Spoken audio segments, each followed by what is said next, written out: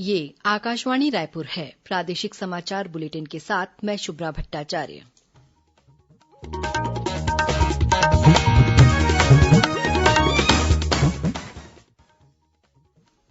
और अब पेश है आज के मुख्य समाचार।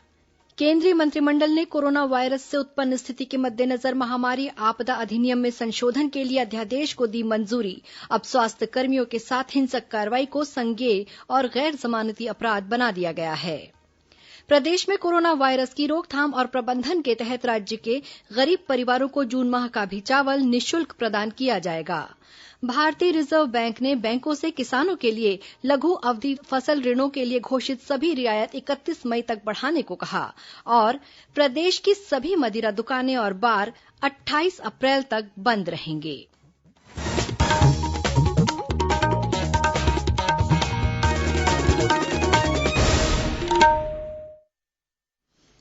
अब समाचार विस्तार से। केंद्रीय मंत्रिमंडल ने कोरोना वायरस से उत्पन्न स्थिति के मद्देनजर महामारी आपदा अधिनियम में संशोधन के लिए अध्यादेश लाने को मंजूरी दे दी है। अब स्वास्थ्य कर्मियों के साथ हिंसक कार्रवाई को संज्ञेय और गैर जमानती अपराध बना दिया गया है। अध्यादेश में स्वास्थ्य देखभाल कर्मियों को चोट पहुंचाने या उन्हें नुकसान पहुंचाने या संपत्ति को क्षतिग्रस्त करने पर क्षतिपूर्ति का प्रावधान किया गया है। मंत्रिमंडल की बैठक के बाद नई दिल्ली में केंद्रीय मंत्री प्रकाश जावड़ेकर ने संवाददाताओं को बताया कि स्वास्थ्यकर्मी कोरोना वायरस से देश को बचाने का प्रयास कर रहे हैं, इसलिए उन पर हमले दुर्भाग्यपूर्ण हैं। उन्होंने कहा कि स्वास्थ्यकर्मियों के साथ हिंसा और उन्हें नुकसान पहुंचाने को सहन नहीं किया जाएगा। श्री जावड़ेकर ने कहा कि स्वास्थ्यकर्मियों पर हमले के मामले की जांच 30 दिन के अंदर पूरी की जाएगी और अधिकतम 1 वर्ष के अंदर न्याय किया जाएगा। श्री जावड़ेकर ने कहा कि स्वास्थ्यकर्मियों पर हमले के दोषी को 3 से 5 महीने की कैद तथा 50,000 से 2 लाख रुपए तक का जुर्माना लगाया जा सकता है। उन्होंने कहा कि गंभीर क्षति पहुंचाने के मामले में दोषी को 6 महीने से 7 वर्ष की कैद हो सकती है। ऐसे दोषियों पर 1 लाख से 5 लाख रुपए तक का जुर्माना भी लगाया जा सकता है। श्री जावड़ेकर ने कहा कि स्वास्थ्यकर्मियों के वाहनों या क्लिनिक को नुकसान पहुंचाने वाले दोषियों से क्षतिग्रस्त संपत्ति के मूल्य का 2 गुना जुर्माना वसूला जाएगा। इससे पहले केंद्रीय गृह मंत्री अमित शाह ने आज भारतीय चिकित्सा संघ के डॉक्टरों के साथ वीडियो कॉन्फ्रेंस के जरिए बैठक की और कोरोना वायरस के खिलाफ लड़ाई में उन्हें सुरक्षा का आश्वासन दिया। श्री शाह ने डॉक्टरों की हर तरह से और विशेष रूप से कोरोना से लड़ने में भूमिका की सराहना की और विश्वास व्यक्त किया कि वे ऐसे ही निष्ठा के साथ आगे भी काम करते रहेंगे। श्री शाह ने स्वास्थ्यकर्मियों पर हाल ही में हुए हमलों की निंदा की और कहा कि प्रधानमंत्री डॉक्टरों से जुड़े सभी मुद्दों और उनकी चिंताओं पर बारीकी से नजर रखे हुए हैं। प्रदेश में कोरोना वायरस की रोकथाम और प्रबंधन के तहत मुख्यमंत्री भूपेश बघेल ने राज्य के गरीब परिवारों को जून माह का भी चावल निःशुल्क प्रदान करने के निर्देश दिए हैं। सार्वजनिक वितरण प्रणाली के तहत राशन कार्डधारियों को जून माह के चावल के साथ प्रधानमंत्री गरीब कल्याण अन्न योजना के हितग्राहियों को अप्रैल से जून यानी 3 माह का अतिरिक्त चावल भी निःशुल्क वितरित किया जाएगा। खाद्यान्न का वितरण उचित मूल्य की दुकानों से आगामी 1 मई से शुरू किया जाएगा। राज्य सरकार द्वारा अंत्योदय, प्राथमिकता, निःशक्तजन, एकल निराश्रित और अन्नपूर्णा राशन कार्डधारियों को निःशुल्क चावल वितरित करने के साथ ही खाद्य सुरक्षा अधिनियम के तहत सामान्य राशन कार्डों में पूर्व से प्रचलित पात्रता और मूल्य के अनुसार चावल वितरित किया जाएगा। भारतीय रिजर्व बैंक ने सभी बैंकों से किसानों के लिए लघु अवधि के फसल ऋण पर ब्याज छूट और शीघ्र भुगतान प्रोत्साहन लाभ 31 मई तक बढ़ाने को कहा है। रिजर्व बैंक ने एक अधिसूचना में कहा कि कई किसान राष्ट्रव्यापी पूर्णबंदी में भुगतान के लिए बैंक शाखाओं तक आने में असमर्थ हैं। इसे देखते हुए रिजर्व बैंक ने बैंकों को निर्देश दिया है कि भुगतान में विलंब पर कोई शुल्क नहीं लगाया जाए और ब्याज छूट योजना मई महीने के अंत तक जारी रखी जाए। केंद्रीय बैंक ने लघु अवधि फसल ऋण सहित सभी ऋणों पर कोई शुल्क नहीं लेने का भी निर्देश जारी किया है। छत्तीसगढ़ में भारतीय प्रौद्योगिकी संस्थान आईआईटी भिलाई ने भिलाई इस्पात संयंत्र के साथ मिलकर पर्सनल प्रोटेक्शन इक्विपमेंट का हेड कवर विकसित किया है। पेश है एक रिपोर्ट।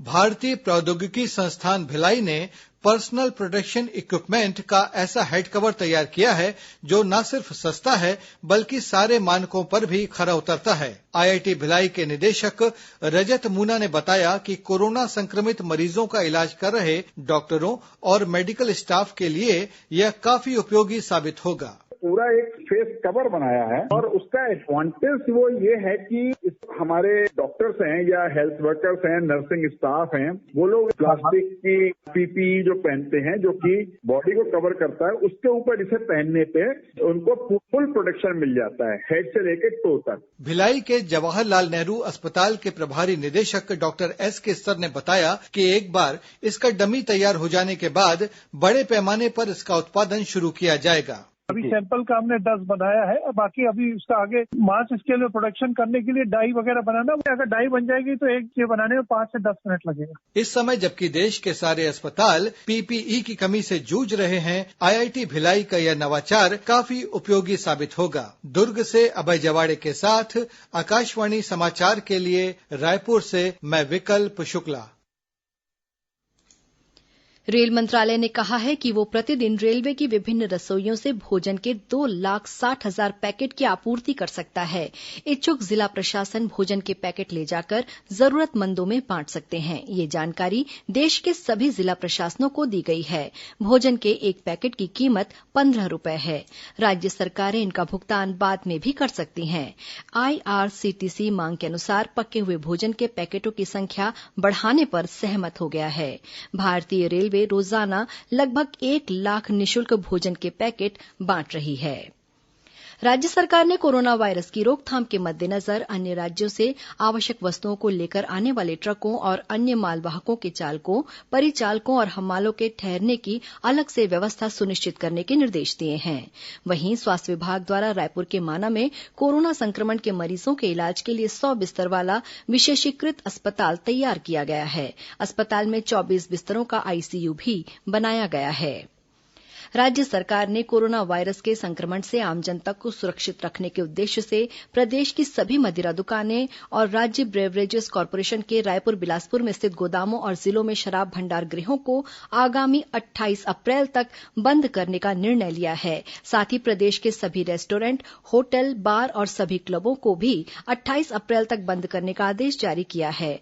पूर्व में सरकार ने 21 अप्रैल तक शराब दुकानें बंद रखने का निर्णय लिया था, जिसे बढ़ाकर अब 28 अप्रैल कर दिया गया है। प्रादेशिक समाचार आप आकाशवाणी रायपुर से सुन रहे हैं और अब आगे बढ़ते हैं बाकी के समाचारों की ओर। रायपुर जिला प्रशासन ने लॉकडाउन के दौरान अति आवश्यक सेवा और वस्तुओं के अलावा कई दुकानों तथा संस्थाओं को खोलने की अनुमति दी है।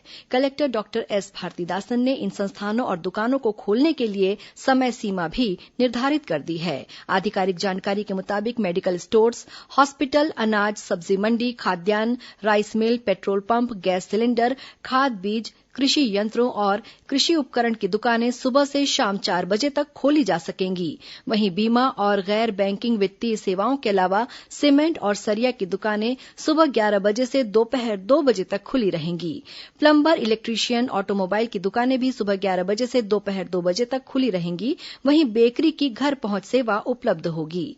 उधर जांजगीर चांपा कलेक्टर ने लॉकडाउन के दौरान कंटेनमेंट क्षेत्र को छोड़कर शेष क्षेत्रों में अतिरिक्त गतिविधियां संचालन की अनुमति संबंधित संशोधित आदेश जारी किया है। इसमें किताबों की दुकानें, बिजली पंखे की दुकान, वरिष्ठ नागरिकों की देखरेख हेतु उनके घरों में सेवाएं दे रहे care giver, bed side attendant को भी शामिल किया गया है। प्रीपेड मोबाइल रिचार्ज दुकानों को भी खोलने की सुविधा दी गई है।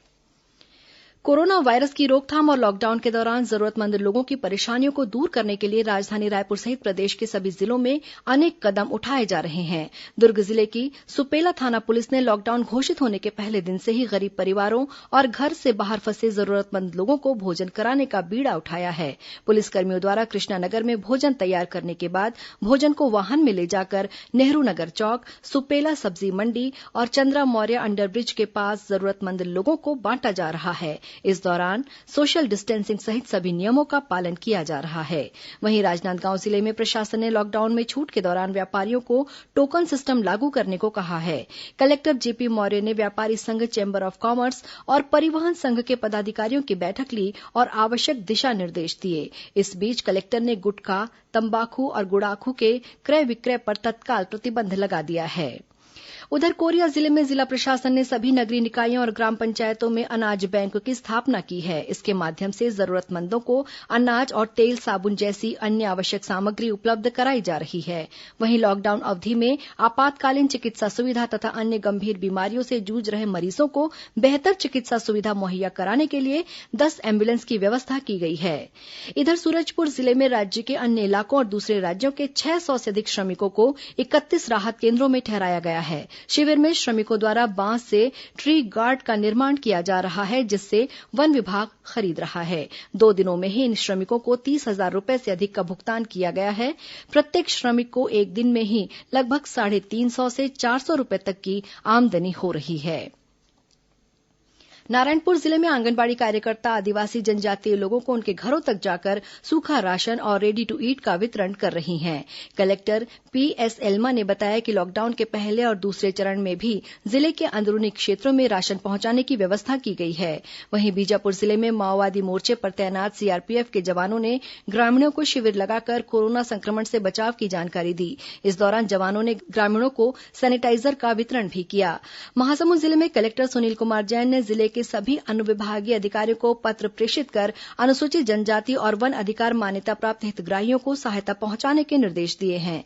इसी जिले में राष्ट्रीय ग्रामीण आजीविका मिशन बिहान द्वारा गठित महिला स्व सहायता समूह की सदस्य ग्रामीणों को कोरोना वायरस से बचाव के उपाय बता रही हैं। जिले के 41 समूह के 130 सदस्य मास्क बनाने का कार्य भी कर रही हैं। समूह द्वारा अब तक लगभग 12,000 मास्क बनाए गए हैं।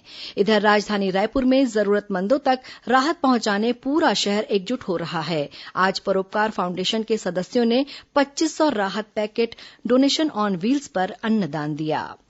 लॉकडाउन से उत्पन्न परिस्थितियों के कारण प्रदेश और प्रदेश से बाहर फंसे हुए 2 लाख से अधिक जरूरतमंद श्रमिकों को मुख्यमंत्री भूपेश बघेल के निर्देश पर तत्काल राहत पहुंचाई गई है। आधिकारिक जानकारी के मुताबिक अब तक 2 लाख से अधिक जरूरतमंद श्रमिकों की समस्याओं का समाधान किया गया है।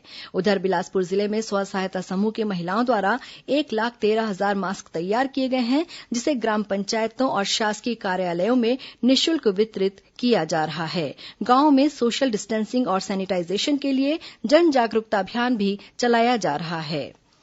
लॉकडाउन के दौरान लोगों को परेशानी न हो, इसके लिए उन्हें उचित मूल्य दुकानों से निःशुल्क राशन उपलब्ध कराया जा रहा है। दंतेवाड़ा के मोहन ठाकुर ने बताया कि इस समय जबकि रोजगार नहीं है, तब ये निःशुल्क खाद्यान्न उनके लिए काफी बड़ी राहत साबित हुआ है। अभी ना काम दाम कुछ नहीं है, इस वजह ना सरकार ना इस बार सोसाइटी में सब ना फ्री दे रहा है। जैसे चावल हो गया और चना हो गया, गुड़ हो गया, शक्कर हो गया। तो ऐसा सरकार को ना बहुत बहुत धन्यवाद देते हैं हम लोग। तो 2 महीना का राशन दे दिया है, बहुत अच्छा है। अभी सब लोग घर में रह के अपना खाना पीना कर रहे हैं। वहीं महासमुंद जिले के पिटियाझर गांव के निवासी कुंदनलाल साहू ने बताया कि उन्हें उनके खाते में प्रधानमंत्री किसान सम्मान निधि के तहत राशि प्राप्त हुई है। इससे उन्हें कृषि कार्य में मदद मिलेगी। मुझे लॉकडाउन के दौरान जो केंद्र सरकार से अभी राशि किसानों को सहयोग के रूप में मिला है, उससे किसानी के कार्य करने में सुविधा होगी। प्लस कुछ लोगों का ऐसा है कि जिनको तकलीफ है, उनकी तकलीफ को भी देखते हुए सरकार ने जो सहयोग किया है, उसके लिए मैं केंद्र सरकार का, मोदी जी का बहुत बहुत आभारी हूं। प्रदेश में अब राज्य की फ्लैगशिप योजनाओं की मॉनिटरिंग मुख्यमंत्री कार्यालय की वेबसाइट पर ऑनलाइन की जाएगी। मुख्यमंत्री भूपेश बघेल ने इसके लिए वेब पोर्टल तैयार करने की जिम्मेदारी चिप्स को सौंपी है। शुरुआती तौर पर मुख्यमंत्री कार्यालय के पोर्टल पर 5 फ्लैगशिप योजनाएं नरवा गरवा घुरवा बाड़ी, मुख्यमंत्री सुपोषण योजना, मुख्यमंत्री हाट बाजार क्लिनिक, मुख्यमंत्री शहरी स्लम अस्पताल और मुख्यमंत्री वार्ड कार्यालय योजनाओं को शामिल करने के निर्देश दिए गए हैं। आवश्यक होने पर इनमें अन्य योजनाएं भी जोड़ी जा सकेंगी। प्रदेश में ग्रामीणों को अब जियो टैगिंग के माध्यम से नजदीकी गौठान की सही जानकारी मिल सकेगी। फिलहाल 3300 से अधिक गौठानों की जियो टैगिंग की जा चुकी है। जियो टैगिंग करने से न सिर्फ गौठान के लोकेशन की जानकारी मिलेगी, बल्कि पशुओं के कृत्रिम गर्भाधान और बधियाकरण जैसे कार्यों के लिए पशुपालकों और पशुपालन विभाग को भी आसानी होगी। विभागीय वेबसाइट nggb.cg.nic.in में जियो टैगिंग गौठान बटन दबाने पर नक्शे पर गौठान की स्थिति प्राप्त की जा सकती है। गौरतलब है कि फिलहाल राज्य की आधे से अधिक ग्राम पंचायतों में गौठान के कार्य स्वीकृत किए जा चुके हैं। लगभग 2000 गौठान पूर्ण हो चुके हैं। कोरबा जिले के हसदेव नदी क्षेत्र में कोयला खदान से कोयला निकालने के दौरान 2 लोगों की मौत हो गई। इनमें एक महिला भी शामिल है। मिली जानकारी के अनुसार कोरबा पुरानी बस्ती के 2 लोग कोयला निकालने नदी किनारे गए थे। बीती रात दोनों कोयला खोदकर खदान से निकाल रहे थे, तभी अचानक खदान में रेत धंस गई। इस हादसे में दोनों की मौत हो गई। सुबह घटना की जानकारी लोगों को हुई। मौके पर पहुंचे पुलिसकर्मियों ने शव को बाहर निकाला। स्थानीय लोगों से पुलिस पूछताछ कर रही है। उन्होंने लोगों से अपील की है कि अपनी जान जोखिम में डालकर कोई भी नदी किनारे इस तरह कोयले की खुदाई न करें। अब कुछ अन्य खबरें संक्षिप्त में। आज पृथ्वी दिवस है। इसे पर्यावरण रक्षा के लिए विश्वव्यापी सहयोग प्रदर्शन के वास्ते मनाया जाता है। पहला पृथ्वी दिवस वर्ष 1970 में मनाया गया था। केंद्र सरकार ने रायपुर जिले के आरंग विकासखंड के ग्राम बनचरौदा का चयन नानाजी देशमुख राष्ट्रीय गौरव ग्राम सभा पुरस्कार के लिए किया है। यह पुरस्कार वर्ष 2018-19 में किए गए उत्कृष्ट कार्यों के लिए दिया जाएगा। और राजधानी रायपुर के पीलिया प्रभावित क्षेत्रों में 5 परीक्षण सत्रों में 158 मरीजों की जांच की गई, जिसमें पीलिया संभावित 97 मरीजों का रक्त परीक्षण के लिए हमर लैब भेजा गया है। अंत में मुख्य समाचार एक बार फिर। केंद्रीय मंत्रिमंडल ने कोरोना वायरस से उत्पन्न स्थिति के मद्देनजर महामारी आपदा अधिनियम में संशोधन के लिए अध्यादेश को दी मंजूरी। अब स्वास्थ्य कर्मियों के साथ हिंसक कार्रवाई को संज्ञेय और गैर जमानती अपराध बना दिया गया है। प्रदेश में कोरोना वायरस की रोकथाम और प्रबंधन के तहत राज्य के गरीब परिवारों को जून माह का भी चावल निःशुल्क प्रदान किया जाएगा। भारतीय रिजर्व बैंक ने बैंकों से किसानों के लिए लघु अवधि फसल ऋणों के लिए घोषित सभी रियायत 31 मई तक बढ़ाने को कहा। और प्रदेश की सभी मदिरा दुकानें और बार 28 अप्रैल तक बंद रहेंगे। इसी के साथ प्रादेशिक समाचार बुलेटिन समाप्त हुआ। नमस्कार।